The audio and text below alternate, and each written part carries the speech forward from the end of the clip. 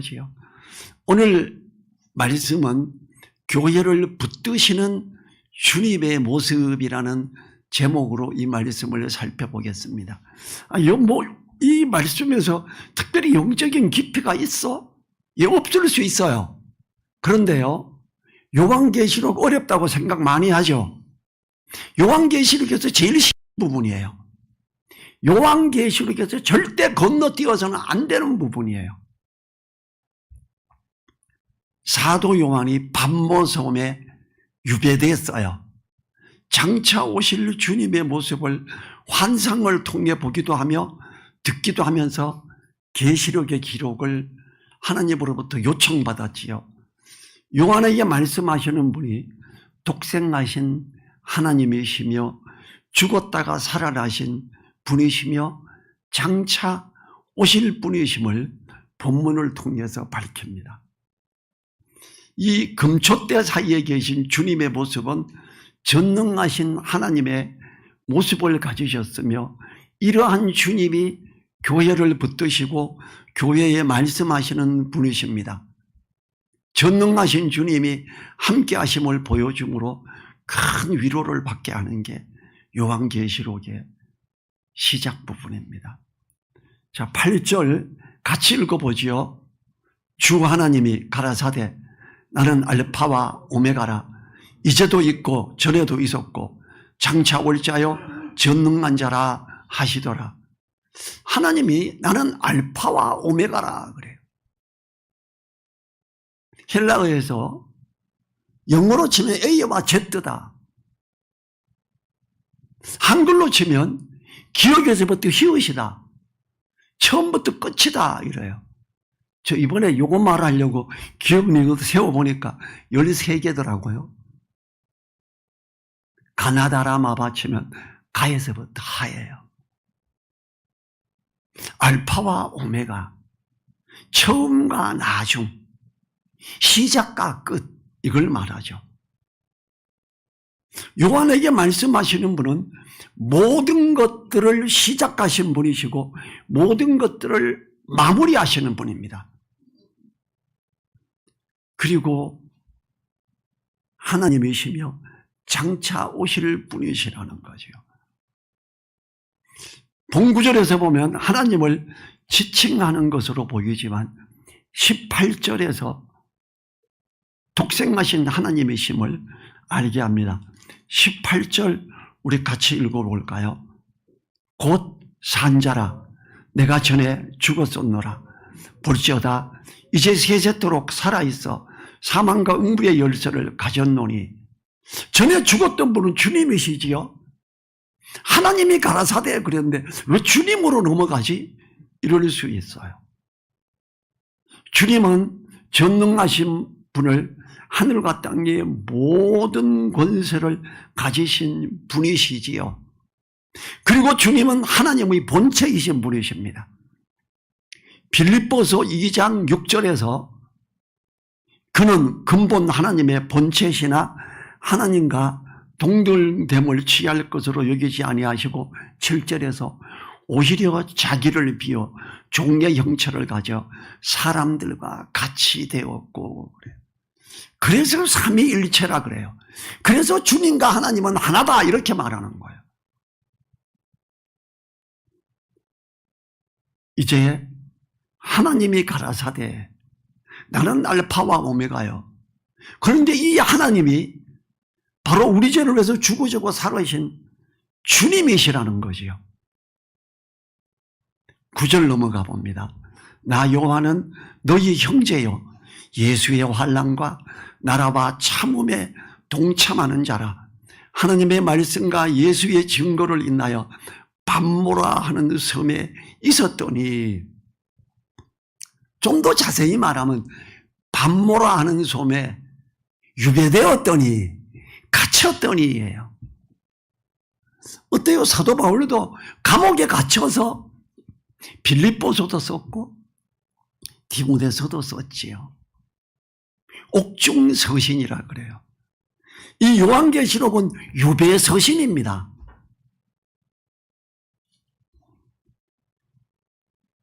밤모섬에 유배되어 있는 상태. 왜? 복음을 전하고 말씀 가르침을 인해서 반모섬에 유배되어 버렸습니다. 왜냐하면 사도 바울이 복음을 막 전하면서 데살로니가 지역까지 유대인들이 따라와서 뭐라 그랬는지 알아요? 이놈들은 역도들입니다. 자기들의 왕이 예수랍니다.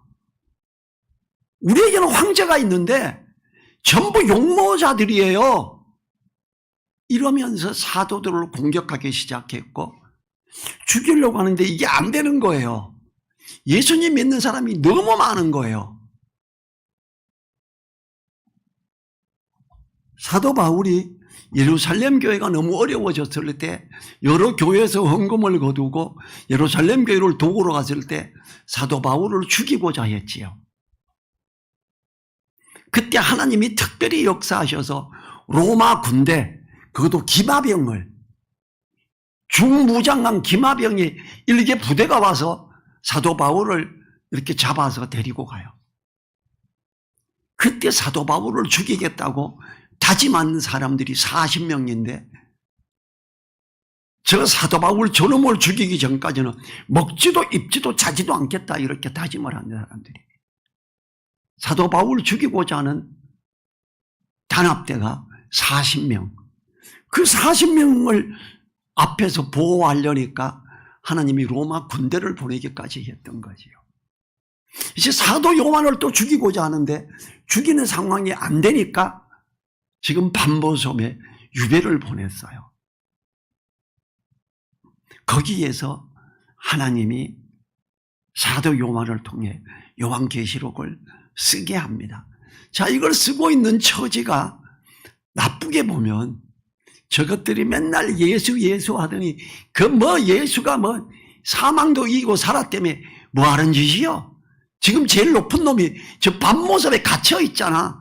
이럴 수 있지요. 그때 하나님은 사도 요한에게 위로하시며 함께 하시며 이 계시록을 쓰게 한 거지요. 요한이 자기를 소개하는데 너희 형제요라고 합니다. 요즘 같으면 어떨까요? 전 세계 기독교 대표다. 할렐루야. 내가 하나님의 종이라 이러겠지요. 이게 대한민국 기독교 스타일이잖아요. 사도 요한은 안 그랬어요. 내가 너희들 형제잖아. 사도 요한은 자기 보고 형제라 부르래요. 제가 졸업한 밥존스 신학교, 미국에서 온 신학교예요. 제가 거기 입학하기 전에 같은 내비게이터 선교회 형제님이 목사가 돼서 있는 교회에 갔어요. 제가 목사 보고 형제님 그랬어요. 그걸 보고 다른 교회의 밥존스 출신의 목사가 저를 보면 하나님이 보냈다고 하는 분이에요. 이분이 그쪽 교단을 설립하면서 형제라고 부르는 저런 사람이 있는, 목사도 인정 안 하는 데야 거기는. 이래서 그분이 백석으로 가버렸어요. 대한민국에서는 목사 보고 형제님 그러면 눈이 띵그러지고 황당해져요. 저하고 아주 가까이 지내는 목사님이 이쪽에 우리 이동선 목사님이 소개하고자 하는 멋진 장로님이 계세요. 소개하려고 그랬더니 장로가 평신도인데 내가 뭘 만납니까? 그렇게 자꾸 만나고 식사하고 이러면 목사 보기를 우습게 봐요. 내가 뭐라고요? 눈이 이만해졌어요. 뭘 이상하게 봐요? 이게 대한민국 교회의 스타일이죠. 근데 지금 사도 요한은 뭐예요? 나 요한은 너희 형제요. 나 요한은 사도요. 주님의 특별한 사랑을 받은 사도요. 하나님의 일꾼으로서 이렇게 안 하고 너희 형제요. 저는 여러 집사님, 권사님 형제입니다. 성경에 지금 이걸 말하잖아요. 우리는 모두 형제들입니다. 누구도 높거나 낮은 자가 없으며 동일한 하나님의 건속이며 나라로서 형제인 겁니다. 그리고 예수의 환난과 나라와 참음에 동참하는 자라고 합니다. 우리가 주님을 증거하며 말씀을 지키기 위해 어려움을 감당해야 함을 말하지요. 우리는 말씀을 지키기 위해 어려움을 감수하는 자인 동시에 하나님의 나라로서 존재함을 잊지 말아야 합니다. 그 앞에 있는 6절에서 뭐라 그래요? 앞에 있는 6절에서 그 아버지 하나님을 위하여 우리를 나라와 제사장으로 삼으신 그에게 영광과 능력이 세세토록 있기를 원하노라. 아멘. 그러죠. 우리들이 말씀을 읽고 묵상하여 지킴으로 하나님 나라를 세우는 자들입니다. 감사하고 고귀한 일이지요. 그리고 우리는 말씀을 지키는 자로서 참음에 동참하는 자입니다. 사랑은 언제나 오래 참는 거지요. 친척들을 만나러 갔더니 이놈의 자식 차례도 안 지내고 내가 교회 다닌다고 욕을 하면 참아야죠. 그래, 내가 하나님 믿기 때문에 욕 먹지. 그럴 수 있지. 이러면 되는 겁니다. 제가 설날 차례 드는데 다 따라다니고 지내지는 않았지만 안 지낸다고 욕도 먹었죠. 세배를 집집마다 하면서 복음을 전했어요.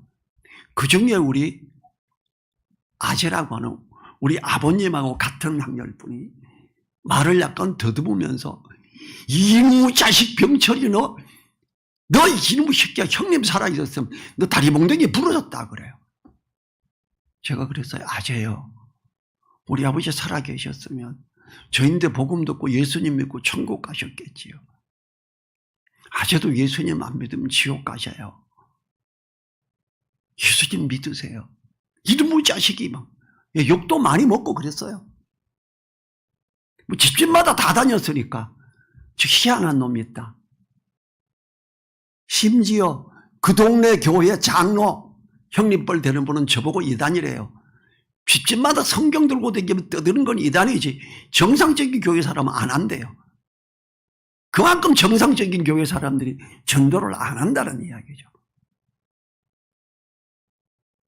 우리는 말씀을 지키는 자로서 언제나 오래 참으며 주님의 사랑으로 나아가는 자들이 되어야죠. 자, 10절과 11절 봐요.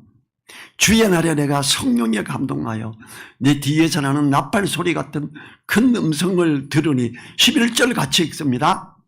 가로되 너 보는 것을 책에 써서 에베소, 서머나, 버가모, 두아디라, 사대, 빌라델비아, 라오디게아 7 교회에 보내라 하시기로. 자, 요한계시록은 이 7 교회에 보내기 위해 써졌어요. 이 7 교회는 모든 교회를 지칭한다고 말했습니다. 그러면 요한계시록은 믿는 사람을 위해서 쓴 거예요. 특히 교회를 위해서 쓴 거예요. 이 주의 날은 안식구 첫날 곧 주일을 말합니다. 제자들은 주님이 부활하신 이 주의 날에 모였으며 기념하여 거룩하고 소중히 여겼던 것입니다. 제자들이 안식일이 아닌 이 주의 날에 모이며 예배드리는 것은 주님의 부활을 인하여 안식구 첫날을 귀히 여겼기 때문입니다. 지금도 안식일교, 하나님의 교회는 어떻게 합니까? 하나님이 거룩히 지킨 날은 안식일인데 왜 일요일 날 모이냐? 토요일 날 모여야지요. 이러는 게 안식일교하고, 안식일교에서 또 나온 사이비 종교가 하나님의 교회니까 그들은 다 토요일 날 모여야 된다고 합니다. 그러나 사도들이 주의 날에 모였고 안식구 첫날에 모였어요.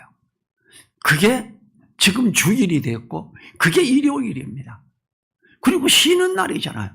우리는 꼭 주일날 모여야 돼. 아니 그냥 월요일 날이 휴일이 되면 월요일 날 모여도 됩니다. 그래서 꼭 주일날 모여야 된다. 주일을 지키자. 이런 표현보다는 모이기를 힘쓰자. 예배드리는 자가 되자. 이래야죠. 이 7교회, 1차적으로 당시의 7교회를 말하죠. 또 완성된 숫자인 7을 제시하므로 당시의 모든 교회, 심지어 오는 세대의 모든 교회들에 적용될 수 있도록 독특한 방법으로 본서를 기억했지요. 이것은 7교회를 향한 각각의 편지 마지막 부분에 기록된 귀 있는 자는 성령이 교회들에게 하시는 말씀을 들을지어다라는 표현을 보면 더욱 확실해집니다. 자, 이제 12절로 넘어갑니다. 몸을 돌이켜 나더러 말한 음성을 알아보려고 하여 돌이킬 때에 7 금초대를 보았는데 그래요. 7의 금초대는 20절에 보면 7 교회라고 합니다.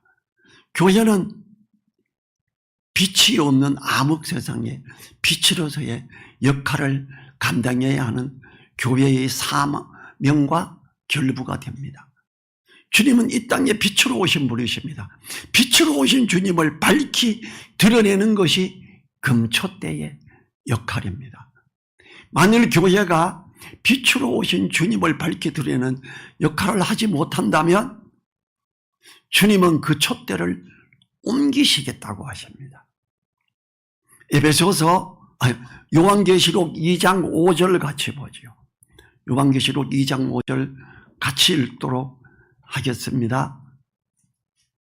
그러므로 어디서 떨어진 것을 생각하고 회개하여 처음 명령을 가지라. 만일 그리하지 아니하고 회개하지 아니하면 내가 내게 임하여 내 촛대를 그 자리에서 옮기리라. 처음에 주님을 사랑하는 그 행위들에서 떨어짐으로 빛의 역할을 하지 못하는 교회의 촛대를 옮기리라 하시며 경고했습니다. 교회를 옮겨버리시겠다는 거예요. 최초의 금초대는 하나님이 모세를 통해 지시하셔서 만들었습니다. 출애굽기 25장 31절 너는 정금으로 등대를 쳐서 만들되 그 밑판과 줄기와 장과 꽃받침과 꽃을 한 덩어리로 연하게 하고 37절에서 등잔 7을 만들어 그 위에 두어 앞을 비추게 하며 출애굽기에서도 7개예요. 이제 요한계시록에도 7교회입니다. 당시의 7등장 역시 완전한 수의 7을 나타내지요. 정금으로 만든 등대는 귀하고 변하지 않는 보배로움입니다. 교회의 소중함을 나타내지요. 주님께서 교회를 귀히 여기심으로 붙드시고 함께 하시는 것입니다. 13절에서 촛대 사이에 인자 같은 이가 발에 걸리는 옷을 입고 가슴에 금띠를 띠고 그래요. 촛대 사이에 인자 같은 이는 7 교회들 사이를 다니시며 붙드시는 주님을 나타냅니다. 이것은 모든 교회의 머리이신 주님을 나타냅니다. 또한 금초대는 지성소 안에 있는 7 등대를 말하므로 하나님 앞에서 온전히 수행하시는 주님을 나타내기도 합니다. 발에 걸리는 옷을 입고는 발에 치렁치렁 걸리는 긴 옷을 의미하지요. 제사장이나 왕이 이러한 옷을 입었습니다. 본문에서는 제사장만이 들어갈 수 있는 지성소의 금초대 사이에 계시므로 왕의 이미지보다는 대제사장의 이미지에 더 가깝게 보면 됩니다. 가슴에 금띠를 띠고는 일반적으로 세마포 옷에 정교한 수를 놓은 띠를 허리에 띱니다. 예수님은 제사장이지만 아론의 반차를 쫓은 제사장이 아니라 멜기세덱의 반차를 쫓은 특별한 우리의 제사장님을 나타내고 있지요. 14절에서 그 머리와 털에 희기가 흰 양털 같고 눈 같으며 그의 눈은 불꽃 같고, 머리와 털의 희기가 흰 양털 같고 눈과 같아요. 이게 다니엘서 7장 9절의 인용입니다. 다니엘 7장 9절에 내가 보았는데 왕자가 놓이고 옛적부터 항상 계시니가 자정하셨는데 그 옷은 희기가 눈 같고 그 머리털은 깨끗한 양의 털 같고 그 보좌는 불꽃이요 그 밖에는 붙는 불이며 그래요. 정결함과 지혜와 존경의 표시입니다.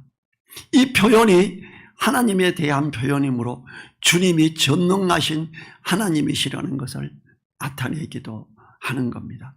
그의 눈은 불꽃 같고는 사물의 본질과 인간의 마음, 나아가 역사의 과정도 꿰뚫어 보시는 주님께서는 멀리서도 안고 일어섬을 보시고 아시는 분이라는 거지요.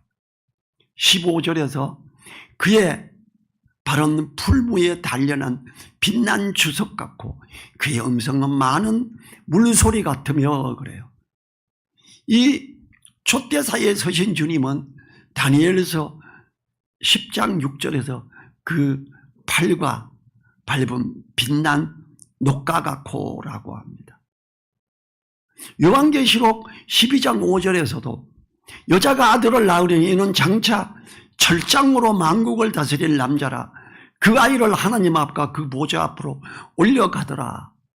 요한계시록 19장 15절에서 그의 입에서 이양 검이 나오니 그것으로 만국을 치겠고 친히 저희를 철장으로 다스리며 또 친히 하나님 곧 전능하신 이의 맹렬한 진노의 포도주 틀을 밟겠고, 예수 그리스도께서 철장으로 원수를 다스리시며 맹렬한 진노의 포도주 틀을 밟을 것이라고 언급합니다. 아무도 이러한 강력한 주님을 대적할 자가 없음을 말하지요. 그의 음성은 많은 물소리와 같으면은 에스겔서 43장 2절의 인용이에요. 이스라엘 하나님의 영광이 동편에서부터 오는데 하나님의 음성이 많은 물소리 같고 땅은 그 영광으로 인하여 빛나니 그래요. 하나님께 표현된 것은 주님께 적용합니다. 이것은 주님이 사람으로서가 아닌 하나님으로서 아무도 거스르거나 저항할 수 없는 폭포수나 홍수의 소리와 같은 큰 힘의 소리를 말씀하시죠. 옛날에 한강이, 지금 한강변이 공사되기 전에 전두환 대통령이 되고 그게 한강이 88 대회, 88년 올림픽 대회 그때 직전에 한강이 정리가 됐지요. 그전에는 비가 많이 올 때 한강물이 그저 넘칠까 난리 났었어요. 근데 그 물 흐르는 소리가 얼마나 큰지, 많은 물소리, 그 앞에 가면 대화도 잘 안 들립니다. 지금 그의 음성은 많은 물소리와 같으며 그 어느 누구도 주님의 말씀을 회방할 수 없으며 거기서 다른 말을 할 수도 없음을 나타내는 거지요. 16절에서 그 오른손에 7별이 있고 그 입에서 좌우에 날성검이 나오고 그 얼굴은 해가 힘있게 비치는 것 같더라. 그 오른손에 7별이 있고는 20절에서 7 교회의 사자라고 명백하게 제시됩니다. 하나님이 이사야에게 두려워 말라고 하시며 나의 의로운 오른손으로 너를 붙들리라고 하셨던 것처럼 주님이 교회를 붙들고 계심으로 아무도 빼앗을 수 없음을 나타냅니다. 다만 언제 안 지키십니까? 말씀에서 벗어나고 교리만 따라가고 잘못되기 시작할 때 주님은 그 교회 촛대를 옮겨버리시겠다고. 초대교회 어떻게 됐습니까? 유럽에 있는 교회들 다 없어져 버렸죠. 관광지가 되거나 아니면 나이트 클럽이 되고 그랬습니다. 주님이 그 촛대를 다 옮겨버리셨어요. 대한민국에도 어때요? 코로나가 터지면서 수많은 교회의 촛대를 옮겨버리셨습니다. 10,000개 이상의 교회가 없어져 버렸습니다. 왜요? 말씀에서부터 벗어났기 때문에. 처음 사랑을 버렸기 때문에 그랬어요. 우리 교회도 말씀에서부터 벗어나고 교리를 따라간다면 주님은 우리 교회 촛대도 여전히 옮겨버리십니다. 인원이 적더라도 말씀을 붙들고 있어야 돼요. 이 나의 의로운 오른손으로 너를 붙들리라고 하셨던 것처럼 주님이 교회를 붙들고 계십니다. 그 입에서 좌우의 날선 검이 나오고는 하나님의 말씀에 대한 상징이지요. 살았고 운동력이 있어 좌우의 날선 어떤 검보다도 예리한 하나님의 말씀 정확하게 구분하고 그 말씀을 붙들고 가라 이 말이지요. 그 얼굴은 해가 힘있게 비치는 것 같더라는 빛이 어두움에 비치는 것과 해같이 빛난 주님의 모습은 영원하셔서 다시는 밤이 없고 등불과 해가 필요 없게 하는 분이십니다. 요한계시록 21장 23절에서 그 성은 해나 달의 비침이 쓸데없으니 이는 하나님의 영광이 비치고 어린 양이 그 등이 되심이니라. 계시록 22장 5절에서 다시 밤이 없겠고 등불과 햇빛이 쓸데없으니 이는 주 하나님이 저희에게 비치심이라 저희가 세세토록 왕노릇하리로다. 주님과 하나님이 함께하는 그때 어두움은 없어져 버립니다. 17절 18절을 보지요.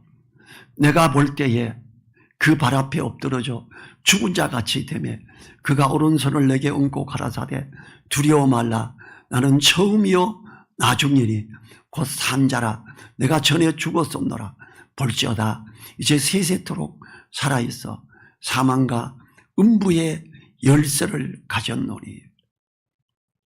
아까 알파와 오메가라 그랬죠. 이제 처음과 나중이라 그러죠. 전능한 하나님이라 그랬는데 이제 뭐라 그래요? 내가 전에 죽었었노라. 이제 세세토록 살아있어 사망과 음부의 열쇠를 가졌다.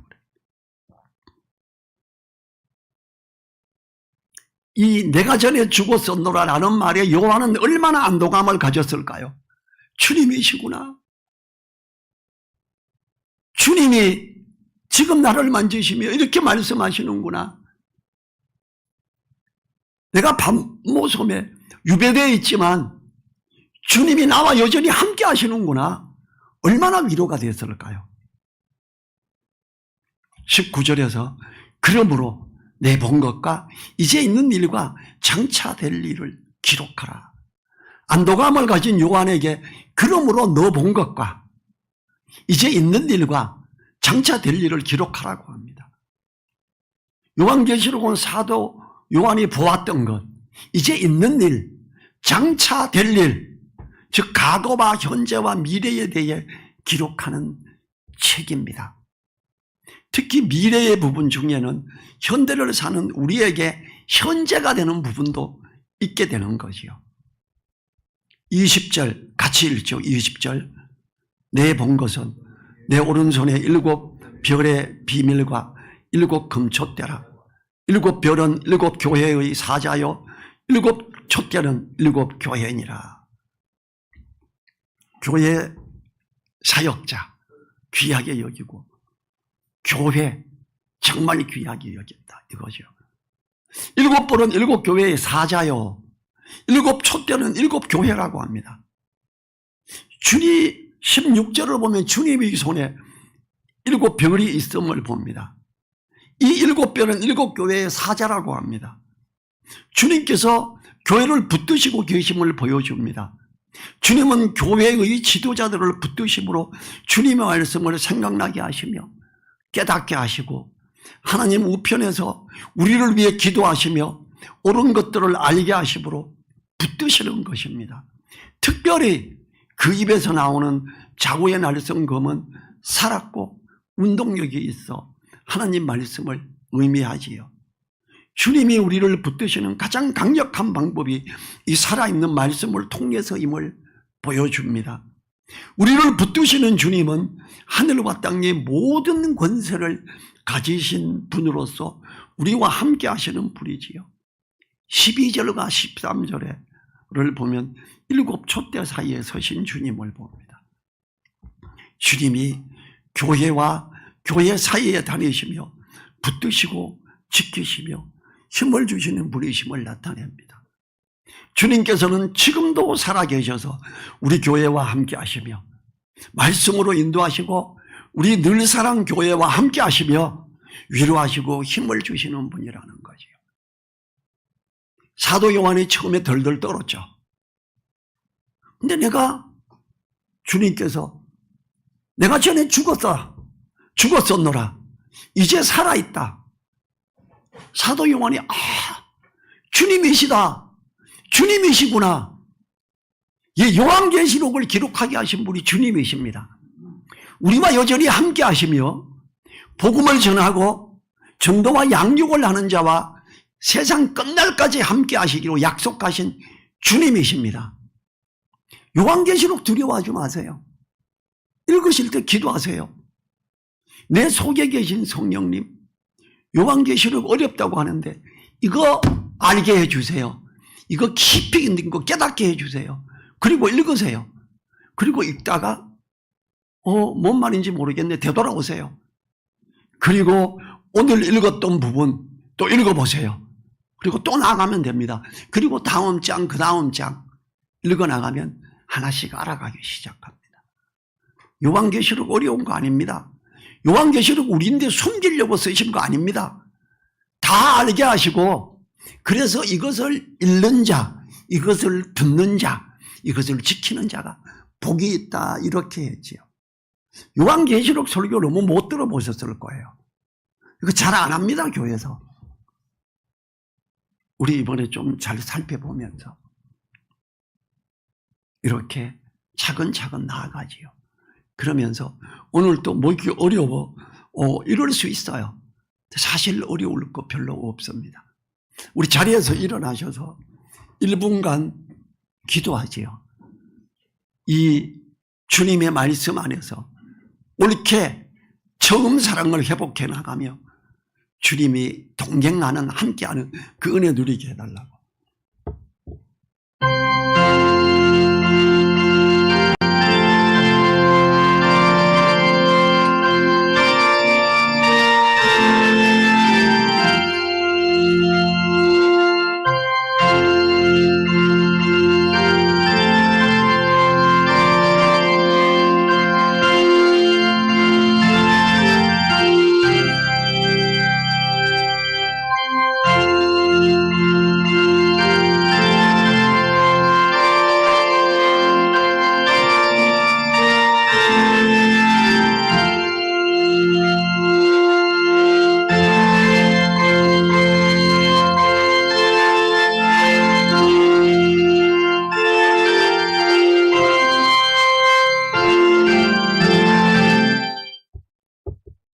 주님 감사합니다. 처음과 나중이시며 알파와 오메가이신 주님, 우리와 함께 하시며 역사하시며 장차 오실 주님 감사합니다. 우리 교회를 붙드시는 주님, 우리를 붙드시는 주님, 그 주님으로 인해 든든히 서가며 힘을 얻고 항상 삶에서 승리하는 우리에게 하여 주십시오. 간절히 부탁드리며 우리를 사랑하시는 예수님 이름으로 기도했습니다. 아멘. 지금은 알파와 오메가 되시는 우리 주 예수 그리스도의 은혜와 모든 것을 주관하시며 역사하시는 하나님의 그 크신 사랑과 진리 가운데로 인도하시는 성령님의 감동, 감화, 교통하심이 머리 숙인 한 분 한 분들 그 머리 위에, 그 가정 위에, 그 일터 위에, 또 우리 늘사랑 교회 위에 이제로부터 영원토록 함께하여 주시기를 간절히 축원하옵나이다. 아멘.